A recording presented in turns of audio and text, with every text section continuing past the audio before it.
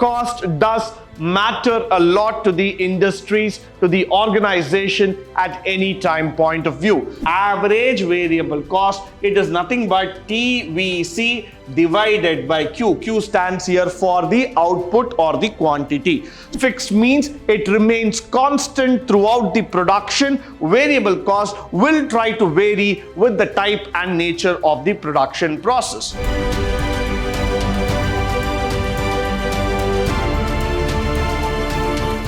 Good morning and welcome to the first session in Unit 5 Business Decision Theory, where we are going to speak about the cost analysis. What is more interesting in managerial economics in the business decision environment rather than to talk about cost? Because cost does matter a lot to the industries, to the organization at any time point of view. So that's what we are going to now see about the different types of cost and how does the cost actually start making a difference in terms of production. Now, the first kind of cost that we are going to see here is the fixed cost and a variable cost. What do we mean by fixed cost? Fixed costs are those that do not vary with the output, and typically included are rents, insurance, depreciation, the setup and the normal cost. Now, if I have to tell you about fixed cost, that means to say that which is something permanently attached in terms of your production. Now, whether you manufacture 1 unit or 100 units or 1,000 units, but this cost is going to remain where it is. It's not going to change. So at any given point of time, you might not be able to come back and tell that this is going to vary or we can make any adjustments with that. This is something that is going to run throughout the course of production. So that's why we typically see that a rent or insurance, depreciation, setup costs are the normal factors that are needed to run the organization is included under the fixed cost. Now, for example, salary, wages, though they might vary on an annual basis or there might be some sort of movement, but nevertheless, a salary or a wages will be under an overhead cost which continues in spite of the production activities moving up or down. So that's why the fixed cost is a very, very crucial part of the organization. Now, let's go to the variable cost. This is the cost that do vary with the output. Now, this is very, very important. The opposite of fixed cost is the variable cost, which means to say that they will vary accordingly. So what happens here is that the variable cost will have a greater impact rather than the fixed cost. Why? Fixed cost is predictable in nature. So you will be able to see that the fixed cost line here is a straight line. It's not going to vary.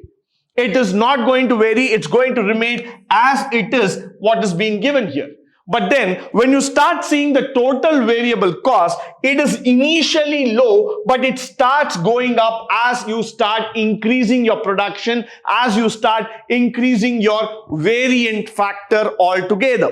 Now, for example, if you take in the case of automobile manufacturer like Hyundai, Maruti, Tata, Mahindra, what happens is that the base model, what is involved in terms of manufacturing a car, there's only one fixed cost for that. That's one stable cost that we are talking about. But then as you start increasing your variance, as you start moving yourself towards the luxury end, the variable cost will go on because there are a lot of extra features that you need to keep on adding and for which the total cost will tend to increase. So what happens in variable cost that we need to understand clearly is that there is a constant increase. It does not remain stable as what we tend to understand. That's why we see here example of a typical variable cost will include fuel, raw materials and some labor cost factor. Now, why? Because labor becomes a variable factor.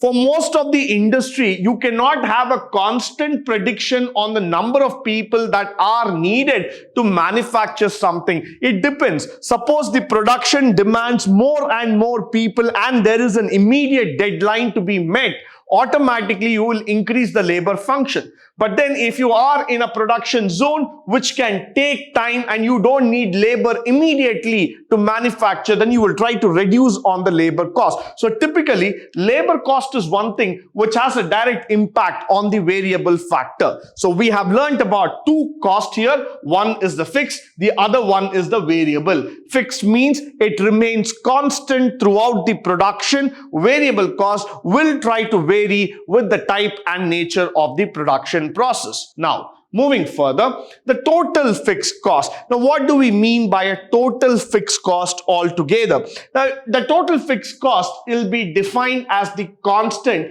as the output increases. The curve is a horizontal line on the cost curve. So that's what you have to see here. You see a horizontal line on the graph altogether. It's the total cost, that is the total fixed cost that is involved, which is constant as the output increases. So at the end of the day, even if the output is going to increase, the total fixed cost will remain constant. It's not going to increase. So at one point, you will be able to determine, you will be able to understand from the graph very clearly that at any given point of time, your cost factor is not going to increase. It's going to remain as the total fixed cost altogether. Now, moving further, the total variable cost factor. Now, this is very, very important. Why? Because it says at an accelerating rate, reflecting the law of diminishing marginal returns. Now, this is very, very important for us to understand. Why? Because as you are in industry today, the ideology of running a business is quite simple. You do not want to add up too many things. You are interested in a plain vanilla type of manufacturing, which means to say that you just want to do the base model. You just want to continue with what you are doing. But as you start growing up the ladders, you want to start changing your dimensions of production. You're not happy just with doing the same kind of manufacturing, the same kind of factors altogether. So you want to change. You want to understand how to build in better dynamics, how to build in better shape altogether. So what you do there is that you try to find out the variability factors. You try to find out how we can go further in terms of making things better, and you can charge a higher margin altogether. But then let's try to understand the function of the variable cost coming into picture. When we talk about the total variable cost, that is here, the total variable cost is something that will keep accelerating at a constant pace. Why? Now you are increasing your production, you are including variance to come inside. So as you are varying your production cycle, the cost will also start varying. But what is the most important thing that one has to understand from here is that as you start varying, as you start growing up altogether, there will be a dip in the margin. Now that is very, very important for all of us to understand. Why? Because as you start moving up and as you start becoming stronger and stronger in terms of the production activity, this is going to come down to a great extent. This is definitely going to come down where you will start analyzing, you will start understanding that the variable cost factor cannot be stopped at all, because it's going to a law of diminishing margin returns where your returns, your marginal returns would start coming down, because more and more you're using the input, the lesser will be the marginal gain altogether. So that's very, very important for all of us to understand here. Followed by, when we talk about this, we also need to understand that total cost is a combination of total variable cost plus the total fixed cost. So whenever people ask you about the total cost, it's a combination. It's a fixture of total variable plus the total fixed cost. Both the thing put together, you will get the total cost here. Now let's go to the total cost. Try to understand this function also. As I have told, it is found by adding the total fixed cost and the total variable cost. Now that is the first thing we have to learn here as a formula. TC is equal to TFC plus TVC. Now TC stands for total cost and TFC stands for total fixed cost and TVC stands for total variable cost factor. So when you add all this, it's the position that reflects the amount of fixed cost, and its gradient reflects the variable cost. This is very, very important for us. When we use this word gradient, that is in relation to the fixed cost. That's what is very, very important here. Now, if you look here, up to this juncture, up to this point, the total variable cost is lesser than the total fixed cost. But then, when you start seeing from this juncture, when the total variable cost slightly starts moving upward, more than the total fixed cost, automatically now what happens is that this is going to impact your marginal revenue. This is definitely going to have a say on the marginal, because higher the variable cost coming into picture, that means to show that the production cost is increasing. So you need to bring some sort of stabilization so that you will be able to manage your total cost factor. Now, if you allow that to keep on increasing, if you allow that to keep on expanding at its own will and wish, then automatically the total cost will take a greater impact altogether. So what do industries typically tend to do is that they try to find out a way, a methodology by which they can reduce on the total variable cost, thereby reducing on the total cost function. So this is very, very important for all of us to understand in terms of the cost function, because without this, you will not be able to survive in terms of running the business. Followed by average fixed cost. This word average is very, very interesting in our life. Why? Because many times people ask you, on an average, what is your score? On an average, what is your salary? On an average, what is the cost? The average is a word that is typically like a benchmark. It is like a sign. It is like a factor which everybody wants to know altogether. So let's go ahead and try to understand the average fixed cost. Average fixed cost is found by dividing total fixed cost by the output. So I'm going to put here TFC, that is total fixed cost, divided by the output, that is nothing but quantity. So this will give me average fixed cost. So AFC is equal to TFC divided by Q. Now, why this is important for us to understand? If you go through here, it tries to make you understand that as the output tends to increase, output is now going up to a level where you would suddenly start seeing that the output has gone beyond our limits altogether, because you are now gone increasing in terms of the production. So when you calculate your total fixed cost and you divide it by the output, you get the average price of production per unit, which is very, very important. Because if you have not understood the average fixed cost altogether, you will not be able to understand the overall metrics in terms of production. So at one point, what is very important is that the average fixed cost will continue to fall when you increase your production to a drastic extent altogether.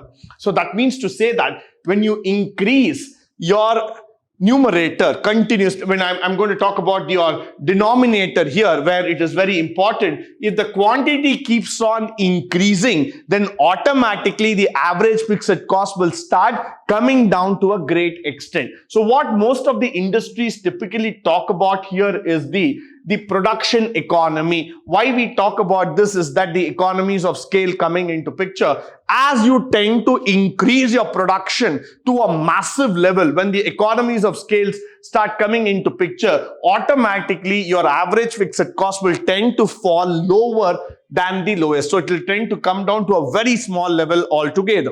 Now, for example, when you take industries like Coke and Pepsi, the amount of bottles, the amount of Coke, Pepsi, Fanta, or all this kind of beverages that is being manufactured on a daily level makes them to really scale down on the average fixed cost. So that's why it is very, very important that we understand this cost at this juncture. This is highly important for us because this tells you very clearly that how we are going to reduce the cost at any given point of time.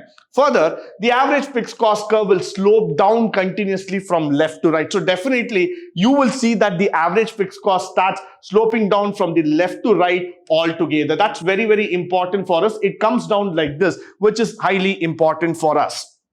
Now, the next thing is that the average variable cost. Now, if you start looking here, when you have started understanding, this is what exactly I was trying to say, you can see that the average fixed cost coming down completely, followed by the average variable cost here and the average total cost. So now we are going to look into the average variable cost. What is an average variable cost? Cost found by dividing the total fixed cost by the output. So again, we are going to find out the variable factors here. So when I say ABC, average variable cost, it is nothing but TVC divided by Q. Q stands here for the output or the quantity. So you are going to find out the average again by the total variable cost by the quantity factors. Why this is also important for us? Over a period of time, if you are not able to get over the production economy by maintaining your variability or the variable cost put together, then you will not be able to go further at all. If your variability keeps on increasing to such an extent that you are not able to retrieve it back, that means somewhere the cost escalation will start happening in your industry. So what we tend to do is that we want to keep the average variable cost at a fixed level as far as possible. We want to minimize this factor altogether, which in turn can minimize the total cost. So sometime down the lane, what we want to see is that the variability has to reduce and we have to bring in a lot of stability in terms of production. So ultimately, this is the formula. Average variable cost is equal to total variable cost divided by the quantity factor. Now, moving further, let's try to understand this very, very clearly. The average variable cost curve will first slope from left to right. So it will slope from left to right, then reach a minimum point and again rise. So you will see here that it will first reach a minimum point. So when I'm going to draw this again, it will reach a minimum point and again it will start going up. So this would be the minimum point for us. Let's keep that point as X, for example. And from that point X, it will again start increasing towards. Why? Because the production factors are increasing. The next thing, it's a U-shaped curve because of the principal variable proportion. So you can see that it's almost like a U-shaped curve here and it follows the variable proportions principle. So it varies with the proportional input and output factor, which explains the three phases. What are the three phases? Increasing returns to the variable factors, which cause the average cost to fall. Constant returns followed by diminishing return when the cost rises. So at the initial factor, it dips down because you are on a range of production. You just go ahead and produce as far as quick as possible in the higher quantity as level as possible. So what happens here is that it will make the average cost start falling down. At one point of time, it becomes stagnant. If you see this space, you're seeing a stagnancy altogether. Why? Because now the costs have got completely saturated. It is completely on a plain trough altogether, so you don't want to increase that. But then, after sometimes what happened, diminishing returns come, even though you are producing maximum, but the returns are minimum there. So in that case, what is going to happen here is that there is going to be a fall in terms, the rise of the cost and the fall will start coming down. The returns are going to fall altogether. This is where I'm going to bring in the diminishing return factor here. So the more you increase, the more will be the fall in terms of the product. So the diminishing returns will come into picture here. This is very, very important for us to know when we are talking about the average variable cost. With this, I would like to come to the end of this particular session. I hope and believe that this session would have provided you enough information in terms of knowledge and it might benefit you in the future course of study. But we shall learn more about the cost factors in the coming session. Until then, stay tuned, stay blessed, and stay enlightened forever. Thank you once again for joining me today on this wonderful session.